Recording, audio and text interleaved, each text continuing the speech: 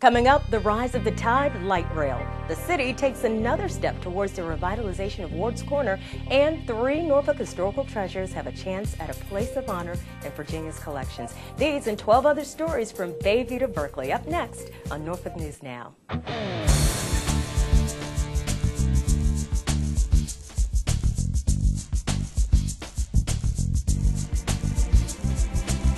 Welcome to the September edition of Norfolk News Now. I'm Karen Parker-Chesson with the Norfolk Police Department. Thanks for joining us. A whole new way to get from one place to the other in Norfolk. And early results show the tide is catching on fast. The Triple N's John Linka has more. Norfolk's light rail became a formality in December of 2007 with a groundbreaking and a whole lot of computer animation. Fast forward to August of 2011, and light rail has officially opened with a ribbon cutting and a lot of celebration. The new era in mass transit will begin for Norfolk, for Hampton Roads, and for the Commonwealth. Always envisioned as a regional system, Norfolk's light rail is but the first leg of what can become an integrated rail network that will move large numbers of people efficiently to and from home and work. There were hugs all around, especially between 2 of the biggest players in bringing light rail to Norfolk, former Councilman Randy Wright and Mayor Paul Frame. The opening was so big, in fact, it turned into 2 opening ceremonies.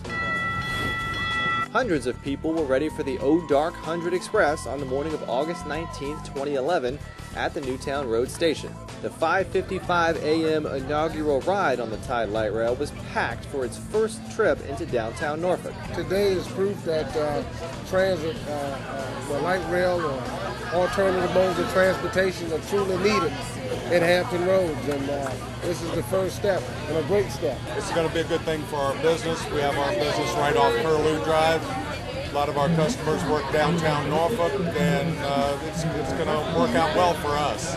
And if you thought the train arrived early on opening day, I was up at 1 o'clock a.m. this morning, and I arrived at the Newtown station around 1:30. It's great to see so many people here. We actually have a lot of fans for light rail, and the buzz in the city over the past several days has been very positive. And so it's sort of a relief to get to this moment and have the system so well received. Well received would be the understatement of the weekend. We'll get to that in a minute. But first, let's hit the Wayback Machine for a second, shall we? We mentioned the groundbreaking in December of 2007. In January 2009, there was a trip to High Steel Structures in Lancaster, Pennsylvania, where light rail steel bridge girders were being built that would go into the overpasses along the route. And it took more than 2 days to bring this 55,000-pound beast more than 400 miles through rain, sleet, and snow back to Norfolk. In 2009, we met 91-year-old Randall Pike, the oldest living Norfolk streetcar driver from their heyday in the 1940s, who got a chance to sit at the controls of one of the new trains. More recently, members of Norfolk City Council got a sneak peek VIP ride on the Tide and a tour of the Tide's newest maintenance and operations facility. You have a stand right in this area that allows us to disassemble and reassemble the bogie assemblies, the wheel motor assemblies that are beneath the vehicle. These are representative samples of what you see underneath the train that, as a rider, you generally don't get to see them. It's an awful lot of heavy metal and apparatus that makes these trains go. Control center is considered our nerve center of the rail property. The controller's job or responsibility, prime responsibility, is to make sure we have safe train movement. Enough about the past. This 3-day opening weekend of the Tide was about a celebration. A celebration of the beginning of a new era of public transit in Norfolk and the state of Virginia. Major metropolitan areas all across the country have pursued light rail. And we, Norfolk, are in fact the smallest city in the country to achieve this goal. There was something for everyone throughout the 11 light rail stations on opening weekend, including free coffee for the early risers, 93.7 Bob FM, a live radio broadcast, as well as entertainment. And on opening weekend, everyone got to ride the Tide for free. Not just on the inaugural ride, but every ride on Friday, Saturday, and Sunday along the entire 7.4-mile route. It's a really smooth ride. The experience is nice. The technology is awesome. Now, Remember Mayor Paul Frayne saying this earlier in this story? It's sort of a relief to get to this moment and have the system so well received. It was well received, all right. Just a few hours into the first day of opening weekend, it was tough to figure out what was more crowded. The trains themselves, yeah, they don't want to get out, or the lines to get on the trains, which seemed longer than the entire light rail route. Well, right now it's so crowded, you can't really enjoy it. I was thinking, first thing in the morning, everybody was going to be looking to get to it. It's kind of mellow down in the evening, but no, it's still just as crowded as it was this morning. I couldn't get on the train when I left City Hall to get back to my office. I had to walk. That prompted HRT to put all of their trains in use and join Norfolk City Council in a big decision, extending their free ridership for an entire week. We want people to have a good experience. They don't all have to come running down here tomorrow or Sunday. Opening day saw more than 25,000 riders, and the first weekend had more than 75,000 folks riding the Tide. By the time you're watching this, the free ride will be over, and you'll have to buy a ticket to ride the Tide. So how do you do that? With these kiosks.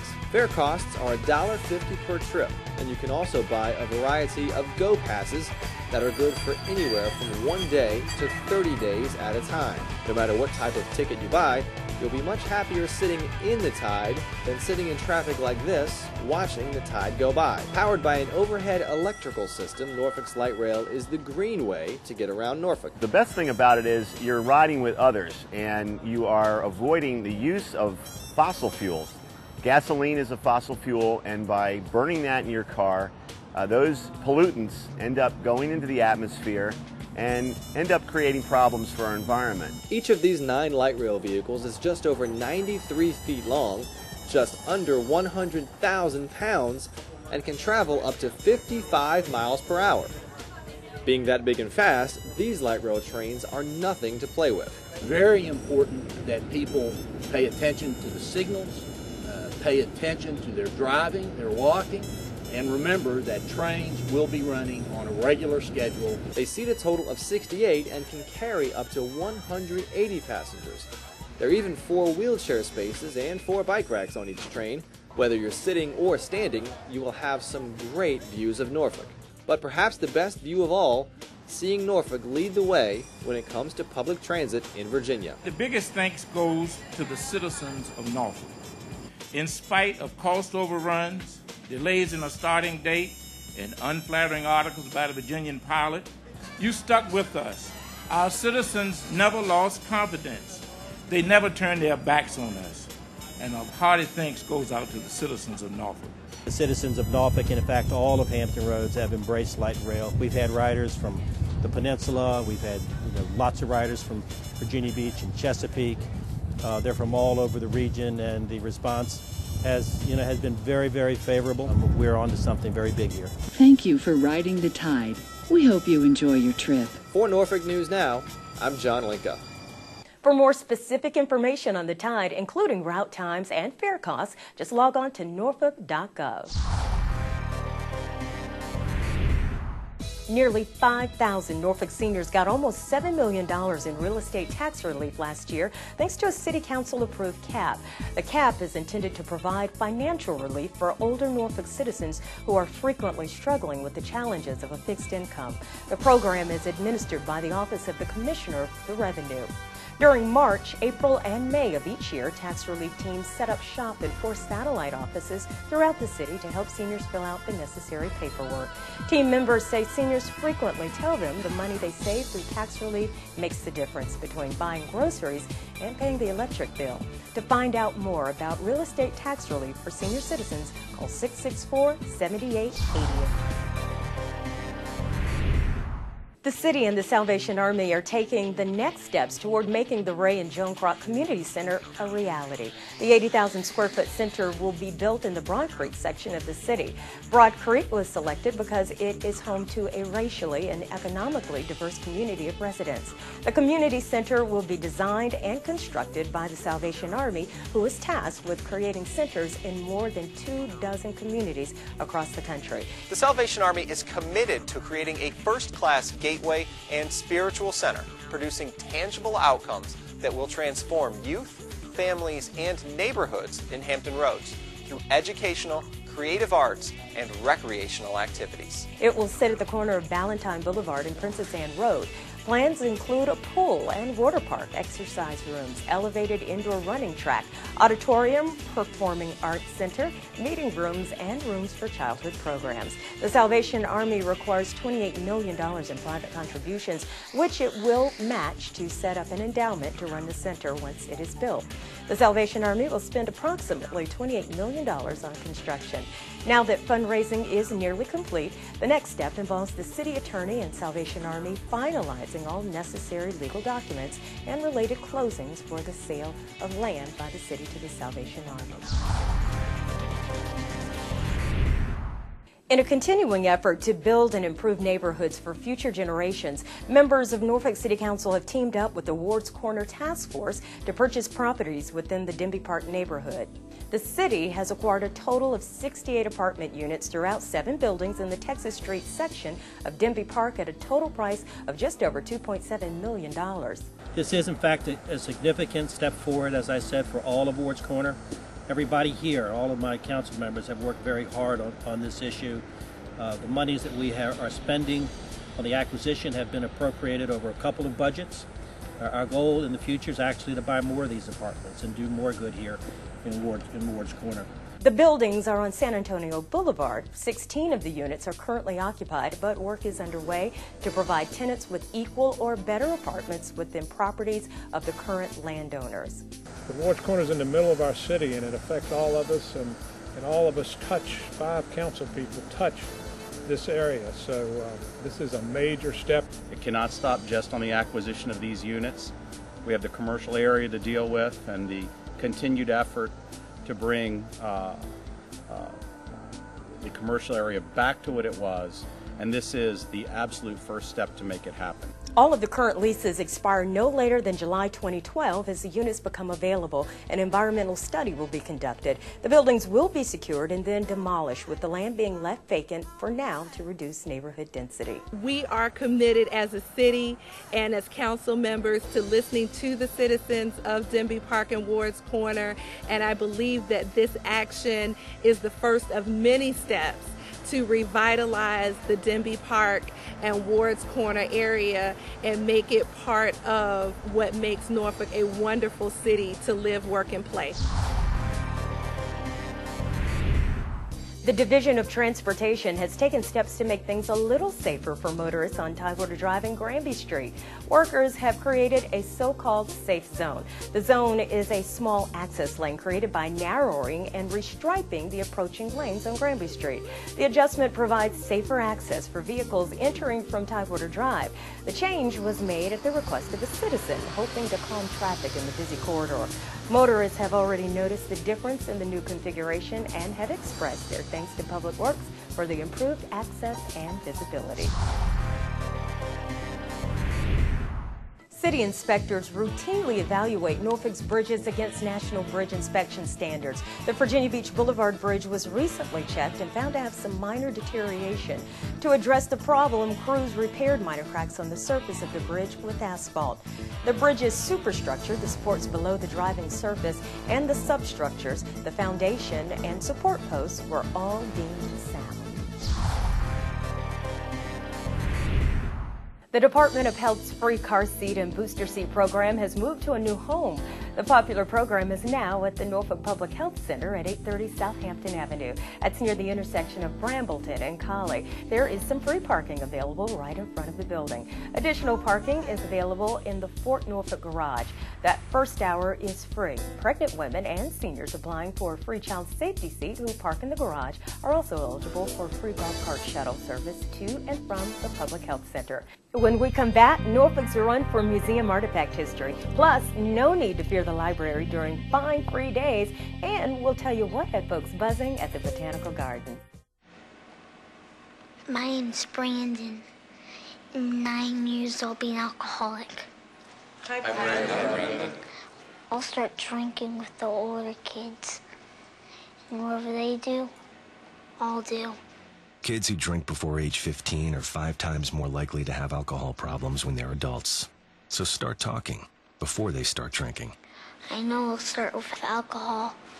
I'm just not sure how it's gonna end.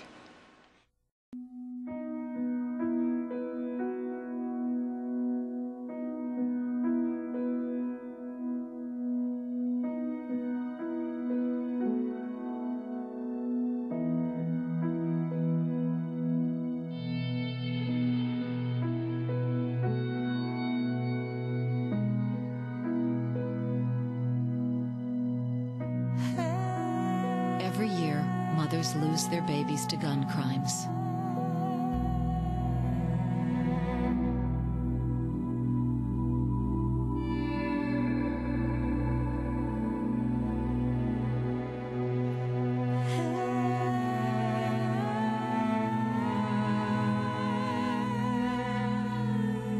You'll always be your mother's baby. So before you commit a gun crime, think about who you'll leave behind. Gun crimes hit home. I'm Jeremy Call, and I made suction tires. Wait, what? Wait.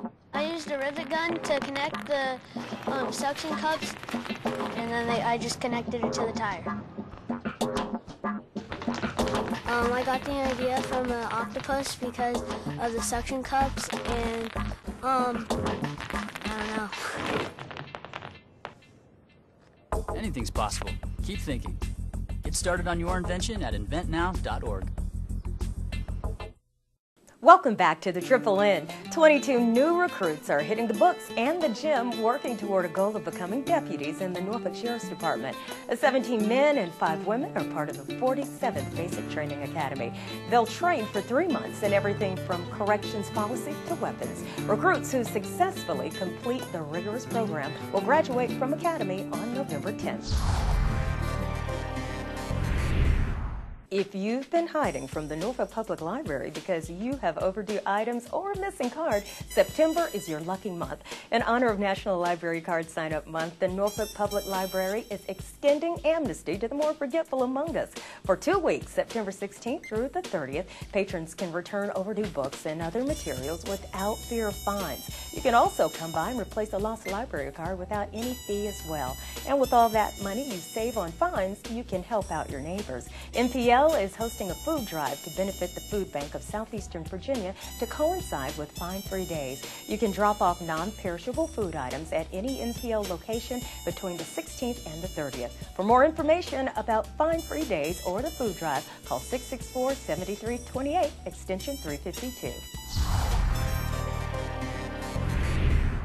The kids may be back in school, but thanks to NPL, they spent the summer hitting the books. The theme for this year's summer reading program was Amazing Tales at Your Library. But all the action wasn't just in the pages of good books. Magicians, jugglers, fire-breathing stuntmen, musicians, and more visited various branches to bring the adventure of reading to life.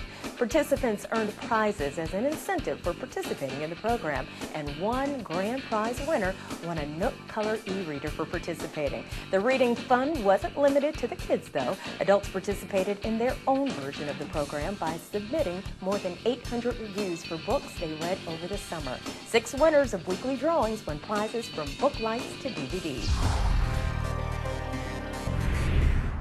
The Dwelling Place, one of Norfolk's partner programs providing shelter and support to homeless families, is getting a bit of a facelift. Mayors across the country were invited to submit applications for shelters in their city to provide an opportunity to lift spirits through a new coat of paint. One city was selected for each state, and Norfolk was named the winner for Virginia. The award includes a contribution of paint from Benjamin Moore, and volunteer professional painting contractors will paint the interior of the Dwelling Place for free.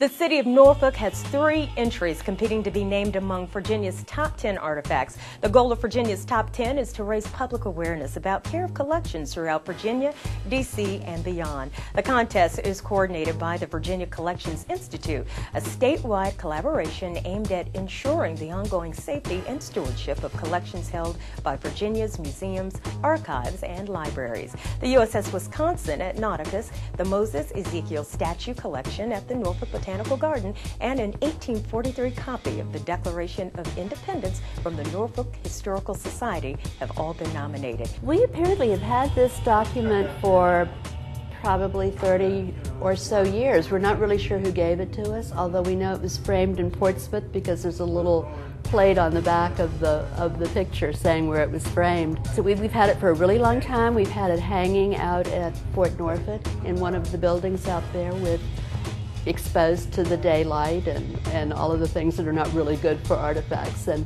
we started looking at some of the things that we had. We're starting to do an inventory of some of our books and other materials. And when we saw the Declaration of Independence, we immediately did research to see if it's an original 1776, and it's not. But we did date it back to 1843, which was the second facsimile printing of the Declaration, so it's still pretty rare. We immediately took it off the wall, and now we're trying to get it. It is declared one of the most endangered artifacts. We hope to be able to use that to get funding to have it conserved properly so that we can display it maybe even next year during the bicentennial of the War of 1812. To vote, go to VATop10artifacts.org and click the How Do I Vote tab at the top of the page. The 10 items selected by voters will earn the distinction of becoming one of Virginia's top 10 endangered artifacts.